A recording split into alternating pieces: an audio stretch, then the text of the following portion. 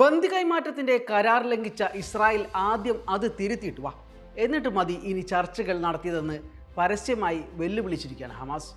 ഫെബ്രുവരി 27 ശനിയാഴ്ച വിട്ടയച്ച 6 ബന്ദികൾക്ക് പകരമായി 620 പലസ്തീൻ തടവുകാരെ കൈമാറാതെ ഇസ്രായേലുമായി ഇനി ചർച്ചയില്ലെന്നാണ് ഹമാസിന്റെ പ്രഖ്യാപനം. സത്യത്തിൽ വളരെ ശാന്തമായി നടന്നു വന്നിരുന്ന ബന്ദി കൈമാറ്റം പെട്ടെന്ന് നിർത്താൻ എന്ത് കാരണമാണ് ഉണ്ടായതെന്ന് ചോദിച്ചാൽ അതിൻ്റെ ഉത്തരം ഒരു ചുംബനമാണ് ഇസ്രായേലിനെ പ്രകോപിപ്പിച്ചത് എന്നതാണ്.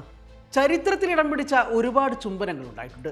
അക്കൂട്ടത്തിലേക്ക് ചേർത്ത് വെക്കാൻ പോകുന്ന ഒന്നായിരുന്നു ഹമാസ് പോരാളികൾക്ക് ലഭിച്ച ചുംബനം. 1.5 വർഷക്കാലത്തോളം ഹമാസിന്റെ തടവിൽ ബന്ദിയാക്കപ്പെട്ട ഇസ്രായേലി പൗരനാണ് തന്റെ മോചന സമയത്ത് ഹമാസ് പോരാളികൾക്ക് ചുംബനം നൽകിയത്. ഗാസ വെടിനിർത്തൽ കരാറിന്റെ ആദ്യഘട്ടം അവസാനിക്കാറായ ഘട്ടത്തിൽ ബന്ദികളായ ഒമർ ബംഗട്ട്, ഒമർ ഷം ടോം, ഏലിയ കോഹൻ എന്നിവരെയാണ് ഹമാസ് ഒടുവിലായി മോചിപ്പിച്ചത്.